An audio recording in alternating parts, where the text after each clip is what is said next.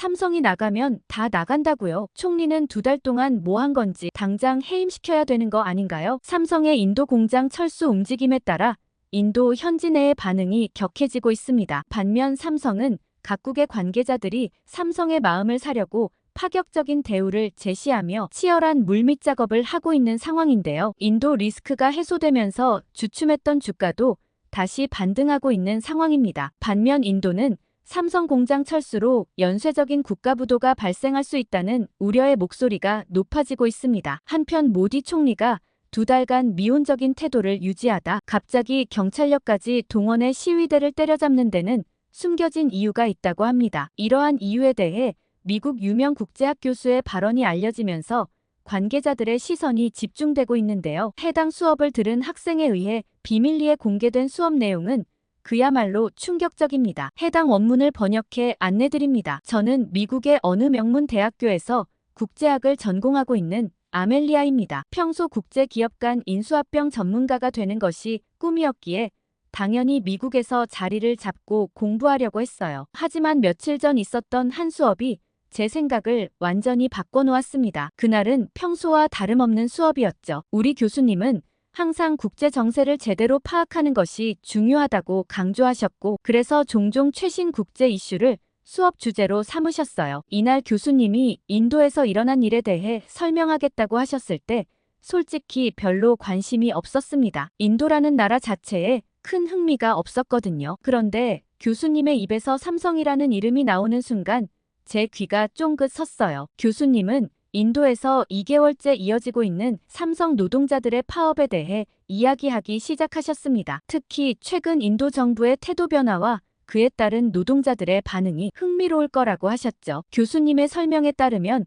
인도 정부는 2달 동안이나 이 파업을 방관하다가 갑자기 군인과 경찰을 동원해 시위대를 모두 해산시켰다고 해요. 교수님은 이런 급작스러운 변화에는 분명 그만한 이유가 있을 거라고 하셨습니다. 교수님은 이 사태를 이해하기 위해서는 모디 총리에 대해 언급할 필요가 있다고 하셨어요. 모디 총리는 인도에서 3번째 연임에 성공할 정도로 인도 국민들의 높은 신뢰를 받는 인물이라고 하셨죠. 교수님의 설명에 따르면 모디 총리가 이토록 국민들에게 신뢰받는 주된 이유는 외국인 투자를 적극적으로 유치해 인도 경제가 엄청나게 성장했기 때문이라고 했습니다. 하지만 이번 3번째 선거 상황에서 믿지 못할 결과가 나왔다고 했어요. 당연히 인도 언론들은 선거 결과 모디 총리가 압도적인 승리를 할 거라고 예상했으나 막상 투표함을 열어보니 생각보다 지지율이 낮아졌다고 했습니다. 승리하긴 했지만 반쪽짜리 승리였던 거죠. 선거 결과 이후 모디 총리는 지지율이 낮아진 데에 따라 인도 국민들의 눈치를 볼 수밖에 없게 되었다고 설명하셨어요. 이 부분에서 저는 궁금증이 생겼습니다. 왜 갑자기 모디 총리의 지지율이 떨어진 걸까요? 교수님은 이어서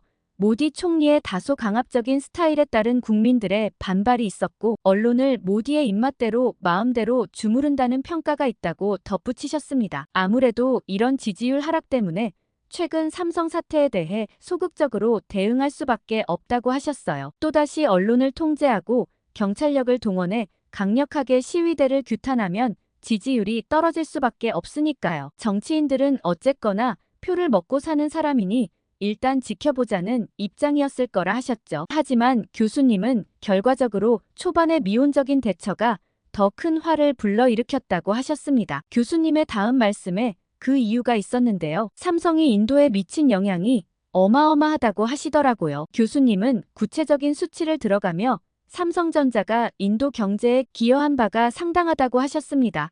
삼성전자는 인도가 주목받지 못했던 시절 인도 노이다에 세계 최대 규모의 모바일폰 생산 공장을 설립했다고 했어요. 이 공장 하나만으로도 연간 1억 2천만 대의 휴대폰을 생산했는데 이는 인도의 제조업 발전에 큰 기여를 했을 뿐만 아니라 메이크 인 인디아 정책의 성공 사례로 다른 기업들이 인도에 안심하고 들어올 수 있는 대표적인 케이스였다고 하셨어요. 게다가 삼성전자의 인도 투자로 인해 직접적으로 창출된 일자리가 7만 개에 달하고 간접적으로 연관 산업에서 약 20만 개의 일자리가 생겼다고 합니다. 더불어 삼성전자의 인도 내 생산 공장이 수출 증대에 크게 기여해 인도의 무역 수지 개선에도 상당한 도움을 주었다고 하셨어요. 그뿐만 아니라 삼성은 인도 직원들에 대한 처우도 상당히 좋았다고 합니다. 교수님은 삼성이 인도 현지 직원들에게 평균의 2배 이상에 달하는 급여와 인도에서는 찾아볼 수 없었던 수준의 복지를 제공했다고 말씀하셨어요. 또한 삼성은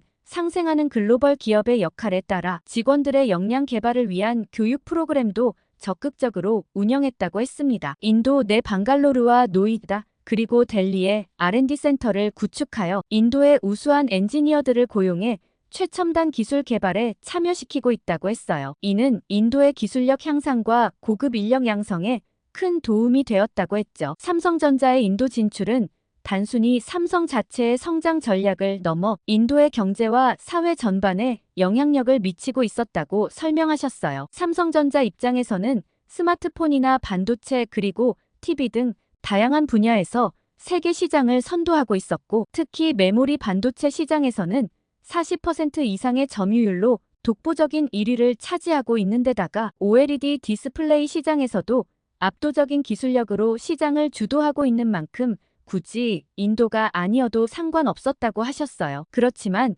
인도 정부의 갖은 노력과 구애로 인도 시장에 공장을 열기 시작했고 인도 국민들도 이런 삼성전자에 대해 굉장히 애정을 가졌다고 하셨습니다. 2023년 기준으로 삼성전자는 인도 스마트폰 시장에서 약 20%의 점유율을 차지하며 인도 소비자들의 엄청난 사랑을 받았던 거죠. 삼성은 한국 국민들만큼이나 인도 국민들의 사랑을 받은 기업이라고 설명하셨습니다. 저는 이런 삼성에 파업하는 인도 직원들이 이해가 가지 않았죠. 삼성이 인도에 많은 혜택을 제공했음에도 불구하고 파업이 일어난 이유에 대해 궁금증이 생겼어요. 이 질문을 교수님께 드렸더니 교수님은 깊은 한숨을 내쉬시더니 이 상황이 얼마나 복잡한지 설명해 주셨습니다. 교수님의 설명에 따르면 인도 삼성 직원들의 파업 이유는 표면적으로는 임금 인상과 근로조건 개선 요구였다고 합니다. 그러나 실제로는 대부분의 직원들이 이미 업계 평균보다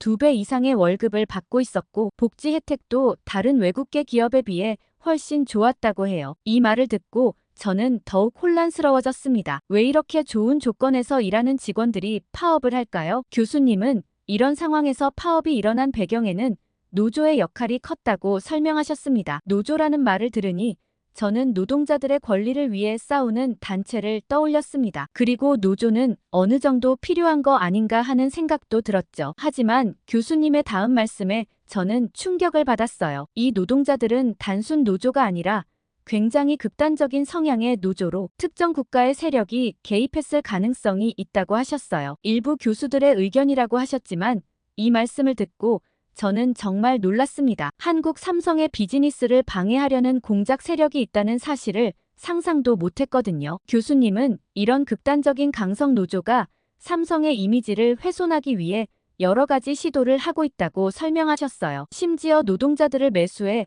거짓 인터뷰를 하게 하고 삼성을 악질 기업으로 만들려는 노력까지 하고 있다고 하더라고요. 이런 얘기를 들으니 정말 충격적이었습니다. 더 나아가 교수님은 이런 파업의 장기화가 삼성의 생산 목표 달성을 방해하고 주가를 떨어뜨려 이익을 얻으려는 의도가 있을 수 있다고 설명하셨어요. 이 말을 듣고 저는 단순 파업이 아니라 삼성을 악의적으로 망하게 하려는 의도였을까 싶은 생각도 들었죠. 저는 궁금증을 참지 못하고 교수님께 특정 국가가 어디인지 여쭤봤어요. 이런 질문을 하는 게 적절한지 잠시 고민했지만 더 깊이 알고 싶은 마음에 용기를 내어 물어봤습니다. 교수님은 잠시 망설이시더니 공식적으로 대답할 수 없다고 하시면서도 국제 정세를 잘 살펴보면 알 수 있을 거라고 하셨습니다. 특히 삼성이 인도에서 철수하고 다른 나라로 이전했을 때 가장 이득을 많이 볼 나라를 생각해보라고 하셨어요. 이 말씀을 듣고 저는 머릿속으로 여러 나라들을 떠올려 봤습니다. 그렇지만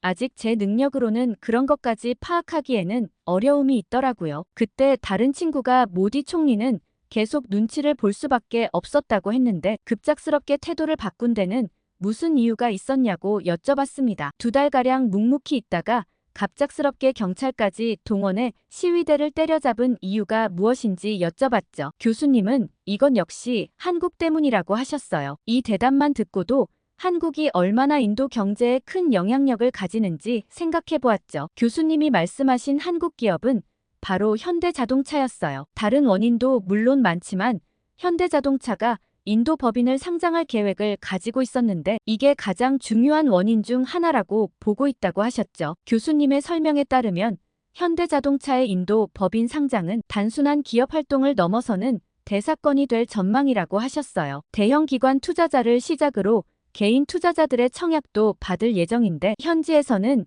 이 사건이 엄청난 흥행을 기록할 것으로 예상하고 있다고 해요. 특히 인도 증시에 있는 오일머니나 국부펀드 그리고 연기금 등 글로벌 대형 기관 투자자들의 참여를 받을 수 있다는 점에서 크게 주목받고 있다고 했습니다. 이는 단순히 한 기업의 성공을 넘어 인도 경제 전반에 긍정적인 영향을 미칠 수 있는 사건이라는 거죠. 거기서 더 놀라운 것은 예상되는 공모 규모였는데 무려 4조 4천억 원에 달하는 규모로 인도 증시 역사상 최대 규모라고 설명하셨어요. 현대자동차 인도 법인이 성공적인 결과를 보이면 인도 경제의 성장 가능성을 전 세계에 보여줄 수 있는 절호의 기회라는 거죠. 그러면서 교수님은 모디 총리의 속셈에 대해 설명하셨습니다. 아마 현대자동차의 인도 법인 상장을 잡음 없이 매끄럽게 성공시키고 싶은 것이 모디 총리의 진짜 목표일 것이라고 하셨어요. 이게 성공하면 인도 경제의 성장과 국제적 위상 강화에 큰 도움이 될 수 있기 때문이라고 덧붙이셨죠. 처음 모디 총리는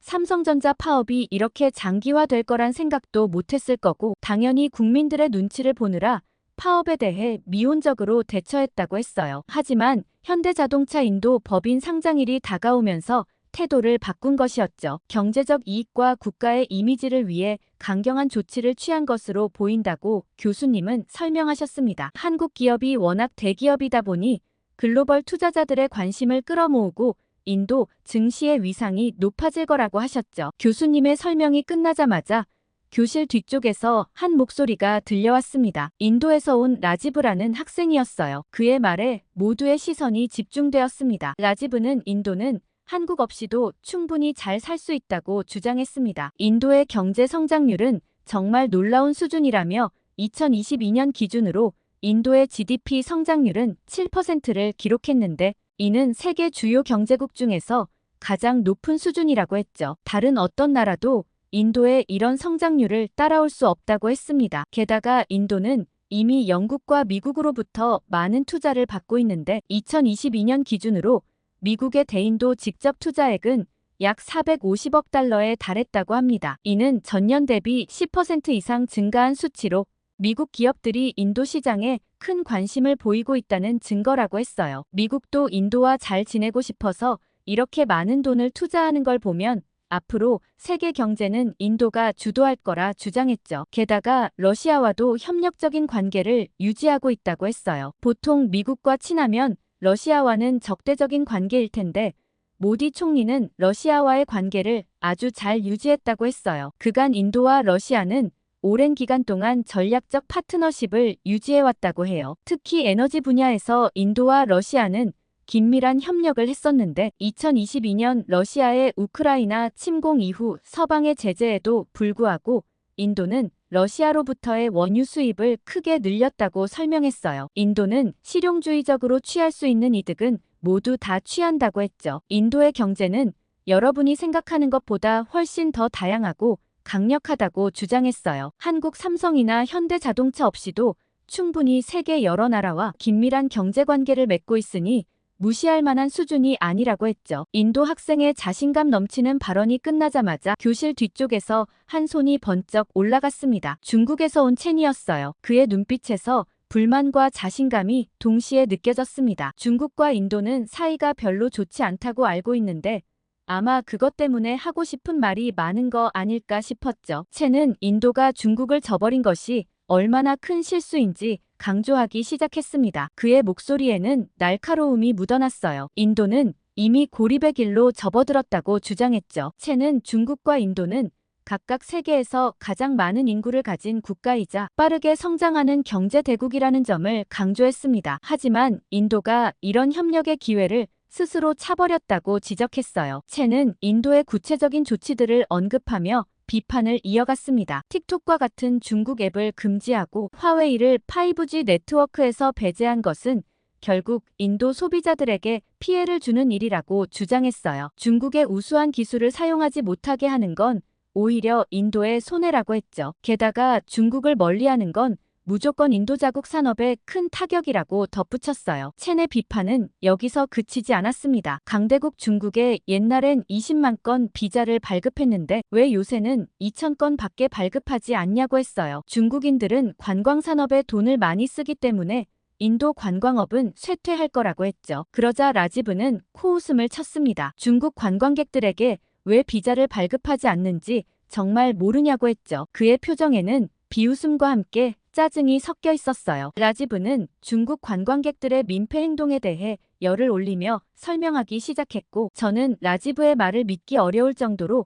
중국인 관광객들의 행동은 충격적이었어요. 라지브의 말로는 중국 관광객들의 화장실 사용 문화가 큰 문제라고 했습니다. 인도의 어느 유명 관광지에서 중국 관광객이 공공 화장실 대신 길거리에서 용변을 본 사건을 언급했어요. 라지브의 말이 끝나자마자 강의실이 술렁였습니다. 다들 귀를 의심했죠. 라지브는 이런 일이 한두 번이 아니라고 했어요. 이건 특정 개인의 문제가 아니라 중국 전체적인 국민성의 문제라고 지적했죠. 길에서 똥을 싸는 문제 때문에 인도의 환경미화원들이 데모를 일으킨 적도 있다고 했습니다. 어떻게 길에서 옷을 벗고 실내를 할 수 있는지 수준이 최악이라고 했죠. 게다가 중국 관광객들은 어딜 가나 새치기를 한다고 했어요. 인도는 타지마할과 겐지스강을 비롯해 전 세계적으로 관광객들이 많이 모이는 장소로 사람들이 많은데 새치기 하는 중국인들 때문에 불편을 겪는 사람이 많다고 했죠. 게다가 금연구역에서 흡연을 하거나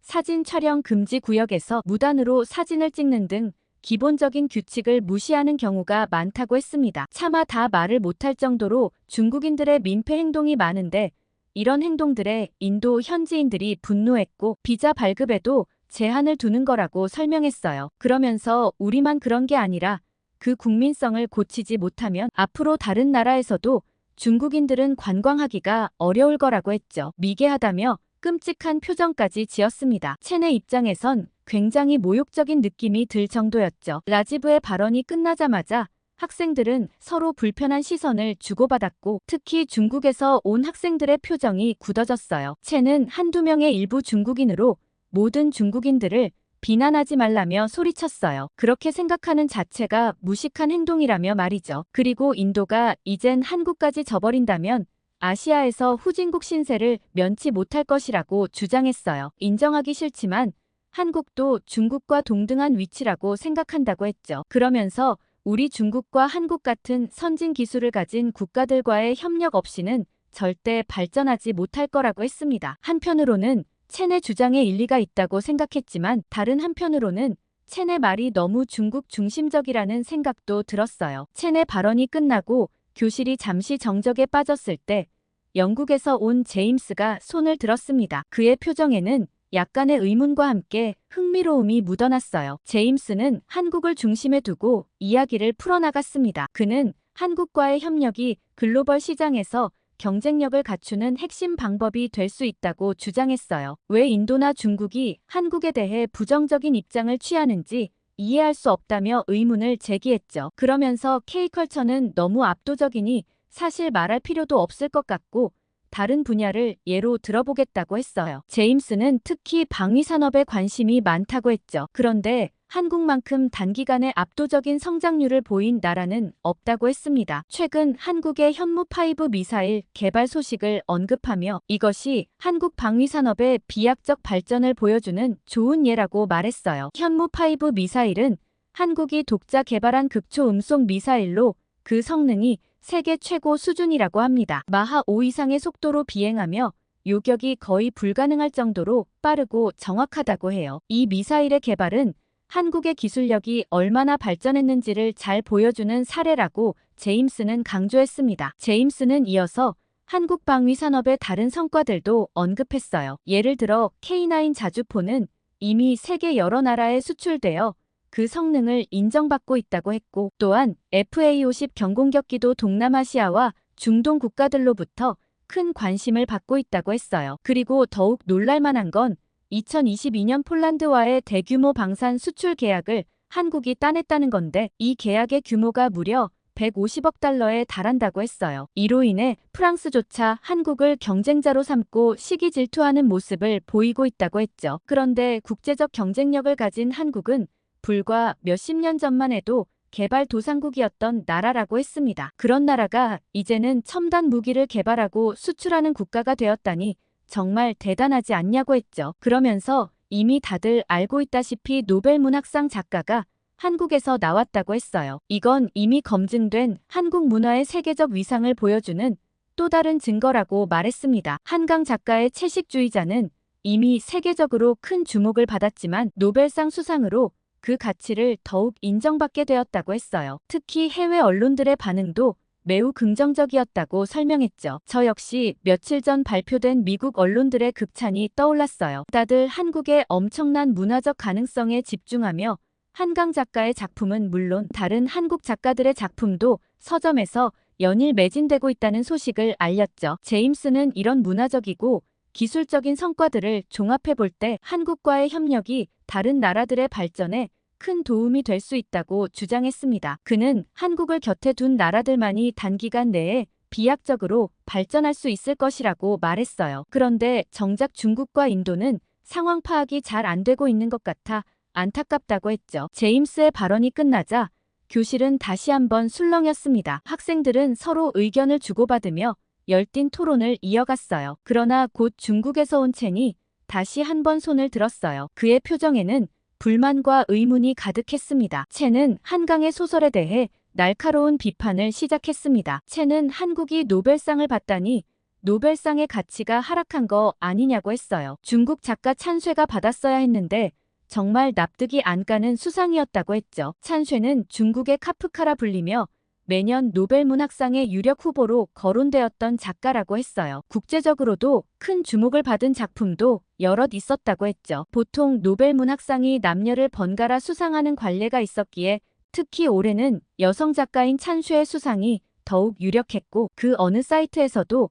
한강의 수상을 예측한 곳은 없었다고 했어요. 그만큼 한국 문학은 권위도 없고 인지도도 없는데 어떻게 한국이 받을 수 있는지 이건 말로 설명이 안 된다고 했죠. 한국어로도 문학 작품을 쓸 수 있는지 모를 정도로 한국은 노벨상 불모지가 아니었냐고 따졌어요. 만약 노벨상이 그렇게 상업적으로 변질된 거라면 차라리 찬쇠가 못 받은 게 다행이라는 생각까지 든다고 했죠. 게다가 첸은 한국 내에서도 한강 작가의 수상에 대한 비판이 있지 않냐며 냄비 근성의 민족답다는 얘기를 꺼냈습니다. 한국의 어느 작가의 페이스북에 올린 글에는 한강 작가의 작품이 역사를 왜곡하고 있다고 하던데 그런 작품은 노벨상을 받으면 안 되는 거 아니냐고 했죠. 한강 작가의 작품 중 소년이 온다는 5.18 민주화운동을 왜곡하고 있으며 작별하지 않는다는 제주 4.3 사건을 다루고 있는데 이런 역사 왜곡 작품이 노벨상을 받은 것에 대해 한국인들은